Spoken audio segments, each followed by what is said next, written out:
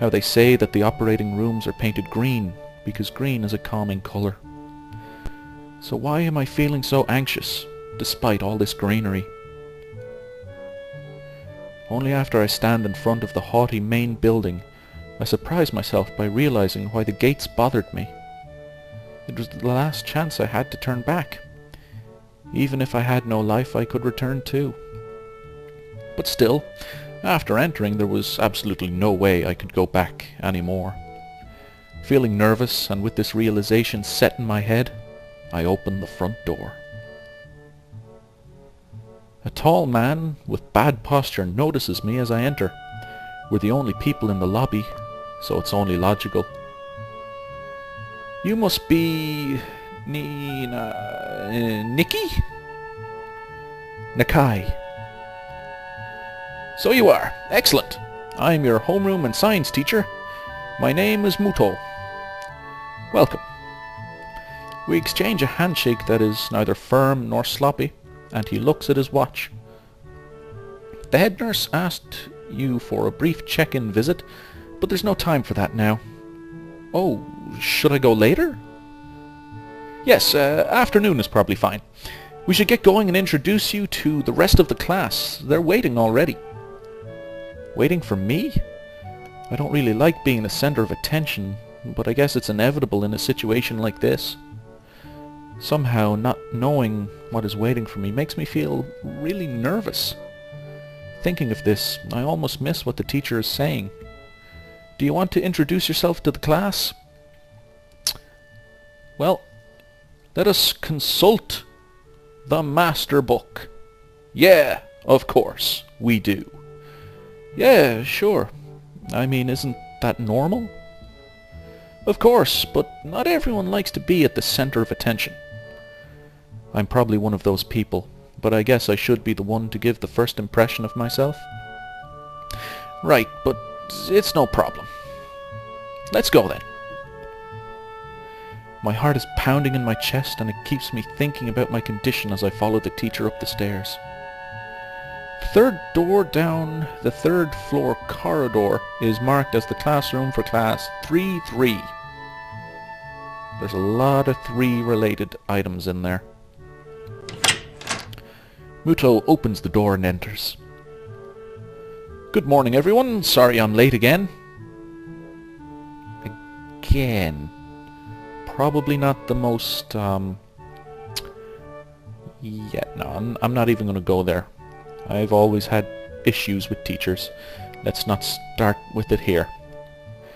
I hesitate for a split second at the door, freezing on the spot. Get a grip. This is a big step, I know that. But there isn't any point to worrying so much about it. At least not this soon. They look like a nice enough bunch. I follow the teacher into the classroom and look around. Partially, so I won't have to meet the curious gazes of my new classmates. It's pretty spacious, the ceiling is unusually high, and there's lots of space left over around and in between the desks. An entire wall taken up by blackboards, and the high old-fashioned windows only make it seem larger.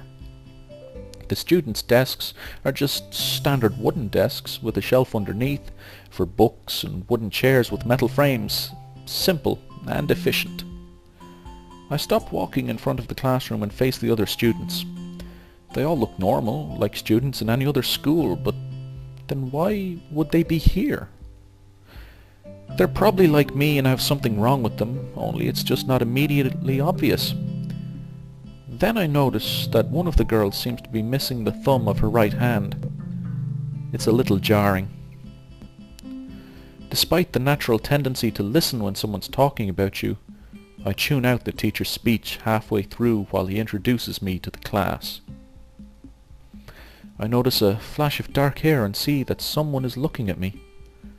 A girl with really long, straight hair that is pretty eye-catching. As she sees me looking back at her, she covers her face with her hands, as if it will make her invisible. There's one boy with a cane leaning against the lockers at the rear of the class. It's weird seeing someone so young with a cane. Another girl seems to be making some weird hand motions. Sign language? She peers at me over the rims of her glasses, then goes back to whatever she's doing. She's kind of cute. So is the cheery-looking girl with pink hair sitting next to her. She's really hard to miss. I don't know how I didn't notice her the moment I walked in. Please welcome our newest classmate. He claps his hands and so does everyone else, except one girl in the first row who has only one hand. I cringe a little, but hide it by bowing in thanks for this applause I did not deserve. A collective silence tells me that I should open my mouth now. So, I'm Hisao Nakai. And after that? My hobbies are reading and soccer. I hope to get along well with everyone, even though I'm a new student. And after that? Oh crap, what do I say? I'm being so boring. This is exactly like every self-introduction ever. I should say something more exciting. I end up saying nothing, and the teacher picks up from there. Everyone seems to be satisfied even with what little I said, though a few girls are whispering to each other, throwing glances at me. Could have gone worse. I listen to the teacher as he drones about getting along while letting my gaze sweep across the classroom. Everyone seems to be listening to him intently. Not that guy. And when he's done, they clap their hands again, which feels like a weird thing to do. The first row girl claps on this round, with her one hand against her other wrist that ends in a bandaged stump.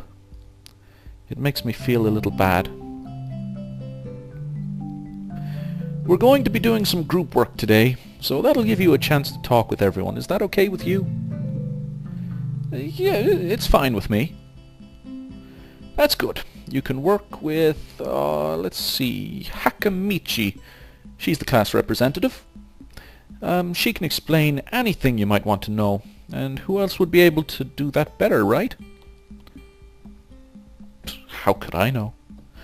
The teacher passes out the day's assignments and announces that we will be working in groups of 3. It hits me that I don't know who Hakamichi is. Slow. The teacher seems to catch my helpless expression.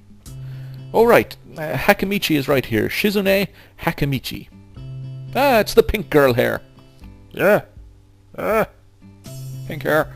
Yeah, you don't really see that too often. You know, you'll ruin your hair dyeing it like that. You'll be grey by the time you're in your mid-20s. Anyway, as he calls out her name, the cute, bubbly-looking girl with bright pink hair and gold eyes waves her hand at me. I take a seat next to her by the window. Hey, I guess you're Hakamichi, right? It's nice to meet you. Ha ha ha ha! What? I'm caught off guard by her laughter. It's nice to meet you too, but... I'm not Hakamichi. I'm Misha. This is Hakamichi, Shichan. Ah! It's you! The girl who was sitting beside her. Okay. Giggling, Misha points to the girl next to her, the one I saw using sign language before. It looks like she's been staring at me this whole time. She nods once nonchalantly to show that she acknowledges my presence, but only barely. She has short yet carefully, neatly brushed hair, a pair of oval-shaped glasses balanced on the tip of a dainty nose, and dark blue eyes that seem to alternate every few seconds between analytical and slightly bored. It's nice to meet you.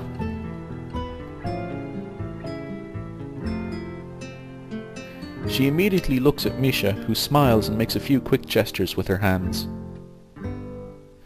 Hakamichi nods and makes a few gestures of her own.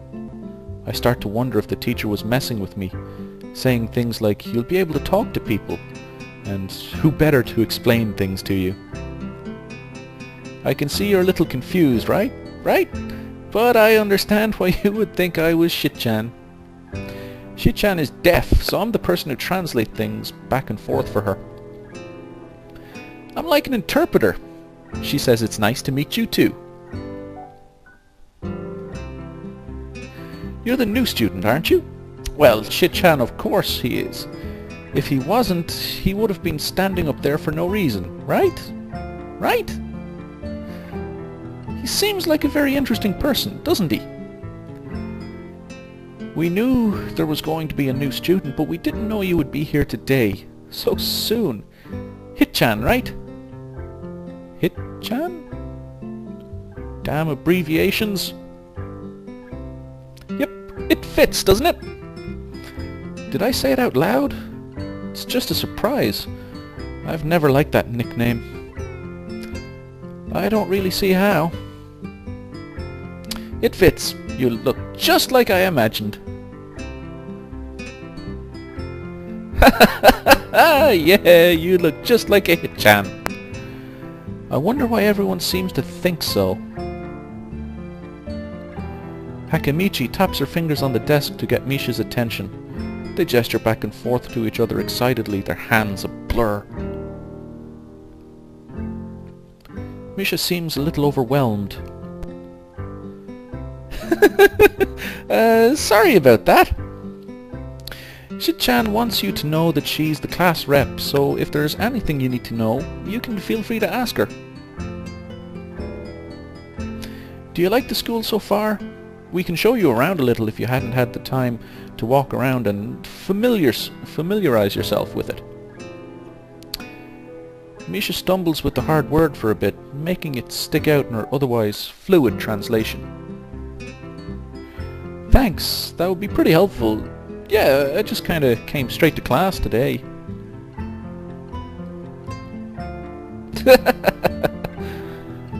That's no good. You should always try to learn as much as you can about where you're going before you go there. Not just with school either. Always. Even if it's a trip to the convenience store. Really, Shit-chan? Learn about where you're going? I guess I didn't bother to do that. Or just didn't care enough to do so. I didn't look forward to this, even if I committed myself to go along with it. Half-assedly. But anyway, I don't say anything and Misha signs something that ends in a shrug. What was that? Seems like it was about me. I feel like slumping over in my seat. Both of them are smiling, but that shrug hit me unexpectedly deeply.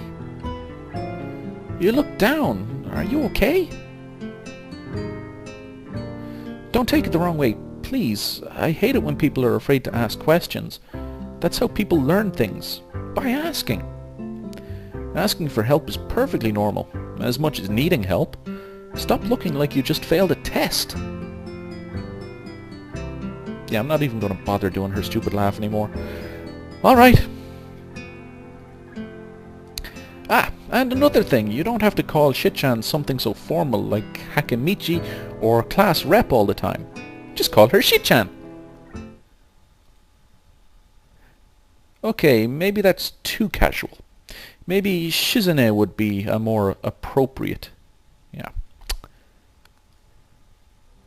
Yep. Shizune is fine. Okay, that would be a lot easier for me.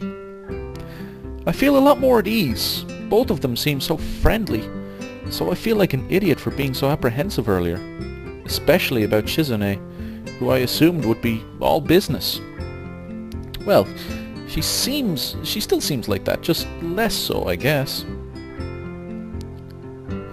Huh? Oh, right, we haven't even touched the assignment. We should start work now, or Shit-chan will get mad. The assignment is also kind of long, so we should start now if we want to finish it before the end of class. That too! Shizune glares at the two of us impatiently. I don't need to know sign language to understand that. Okay, I get the message. After class, we can take a walk around the grounds together. It's a nice day today, okay? The assignment is actually very challenging to get through, combining aspects of being both difficult and unnecessarily long. Still, we finish it a few minutes earlier than anyone else in the class, despite our late start. Shizune and Misha are really capable. They're quite different though. The class rep is as calm and professional as she looks, while Misha is a lot more playful and girlish, not to mention a little more easily distracted. To be honest, the two of them did most of the work. I feel guilty about that.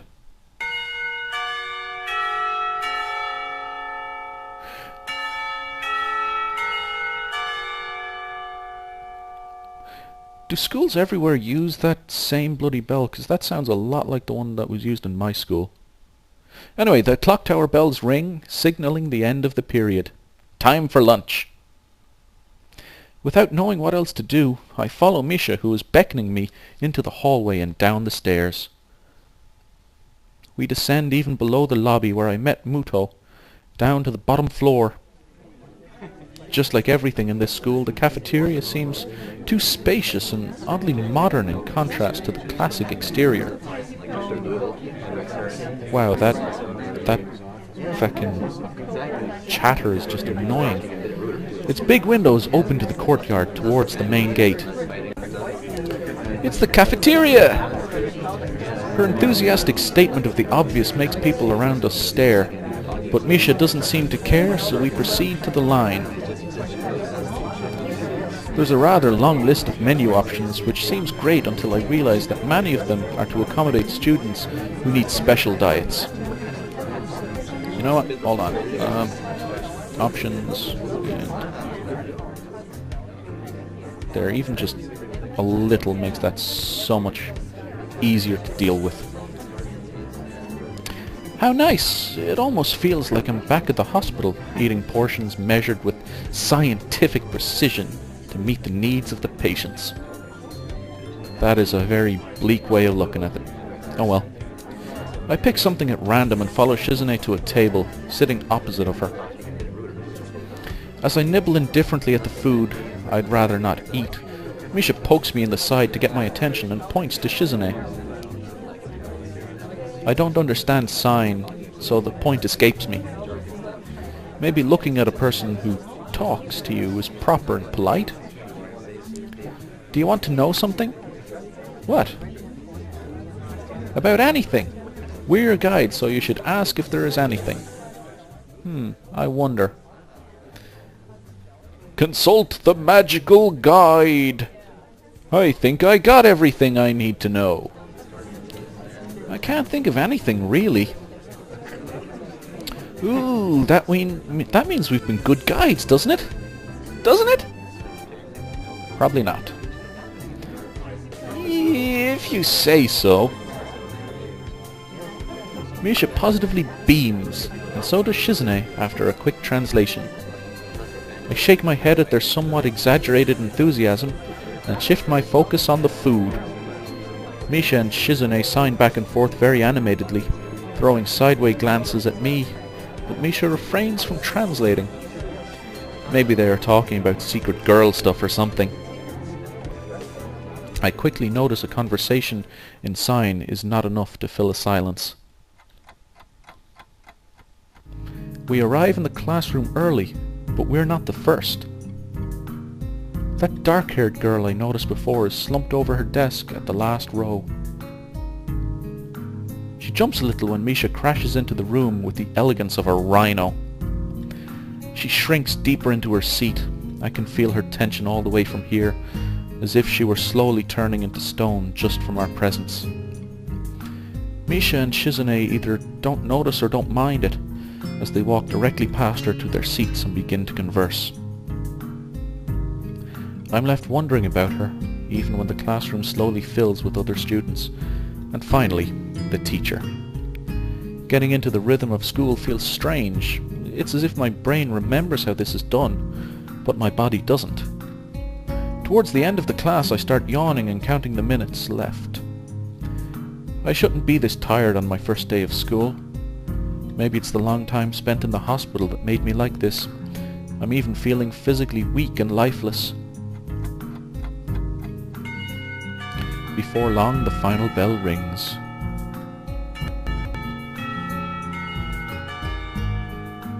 School is finally over for the day. Beside me, Misha and Shizune are having a short conversation. After a bit of deliberation, Misha turns to me. One Unfortunately, we can't stay and show you around today, Hit-chan. We've got to hurry already, since there is a lot of work for us to do. You'll find your way around here, I'm sure of it. Ah, wait, the teacher said I'd have to see the nurse. Where do I have to go? Is that so? We can at least show you that much. Come on, the nurses have their own building, so we have to go outside. We joined the flow of students making their way down the stairwell and outside, with the girls pointing out other senior classrooms in the same hallway as ours. When we get outside, the girls make their way to the smaller building, right next to the school. It's built in the same style, so it looks like it's actually a part of the main building. This is the auxiliary building here. There's a lot of official and important stuff inside, like the Yamaku Foundation office and all the nurses' offices. They even have a swimming pool. How is that official? Don't be silly, Hit-chan. It's for physical therapy, of course. Anyway, all the nursing staff facilities are in there too. The head nurse's office is on the first floor. You'll be fine from here, right? We'll be going then. See you tomorrow. Yeah, thanks. Bye. A whole building for stuff that has nothing to do with the actual education. I guess it's necessary for a place like this. I walk in, hoping that this really will be only a quick visit like the teacher said. On a white door on the left is a green cross with the text, Head Nurse, and a nameplate. A voice from the inside responds to my knock almost immediately, but I can't quite make it out. It sounded a bit like an invitation to open the door, so I invite myself further in. The room is not large, and it smells strange. A friendly-looking man turns around on his office chair to face me as I enter. His desk is neat and tidy, but the bin under the table is overflowing with used medical utensils, and there are at least a dozen coffee cup rings lingering on the desk. Hello there! What can I do for you today? He is young-looking and sort of rugged, but the dimples on his cheeks wash that impression away when he smiles. Are you the nurse? He smiles like a person who has heard this very same question hundreds of times. Why, yes I am. It says so on the door, no? You can call me by my name or just the nurse like everyone else. Of course, I shake off my confusion, realizing I probably should grab his extended hand. His handshake is rather firm and friendly. Right, I'm a new student and my homeroom teacher told me to come and meet you. My name is Hisao Nakai. His eyes light up with revelation and he snaps his fingers. Oh, you're that Nakai! I was just reading your file in the morning.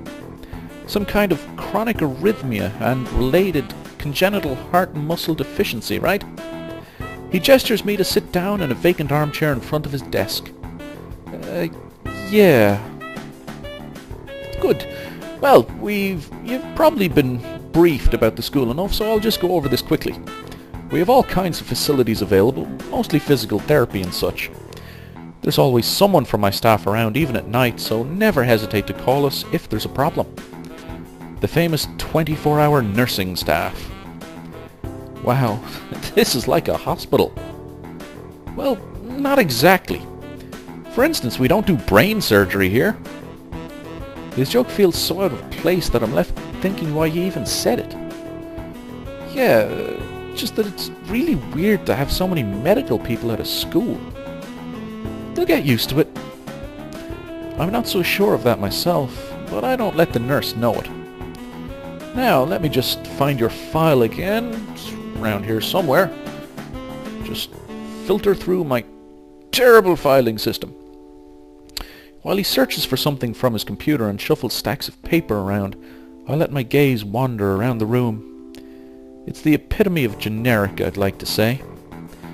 Beige walls and ceiling, dark grey laminate flooring, and all the equipment you'd expect from a school nurse's office. Even the ridiculous educational posters are hanging on all four walls, reminding me to eat properly 3 times a day and from all the food groups. And remember, the most important food group of all is cake. Yes, it has its own food group. And you have to have at least 10 portions a day. Smiling, the nurse draws a thick file from a stack of similarly thick files and opens it. So, you already have medication for the arrhythmia. Just remember to take your pills every morning and evening, or it won't be much help. Apart from that, do you do any sports? Rash stuff like, I don't know, boxing. He grins to his own joke, but I don't.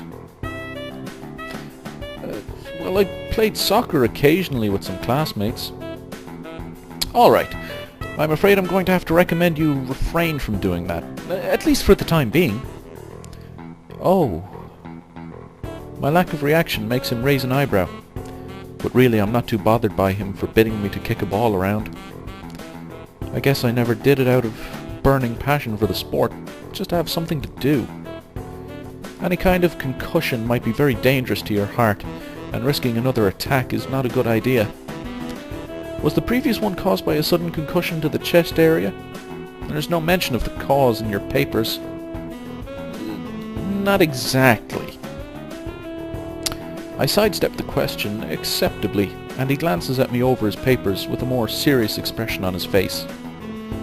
Still, you need to keep your body healthy, so some exercise would do you good. We have physical therapy and such available, as I said, but I don't think you really need such heavy measures. Just get some light exercise regularly.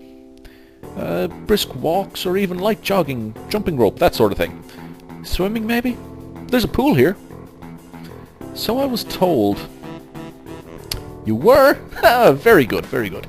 At any rate, and I'm sure you've been told this before, you just need to take care not to overexert yourself. He wags his finger to emphasize the point. No need, really. I've heard this 1,000 times already. Absolutely no unnecessary risks. Take care of yourself. Okay. He goes over my papers one more time and sets them on the desk, obviously content. Good, that's it then. Come meet me if you ever need something. I'm ushered out before I even realize it. A quick visit indeed.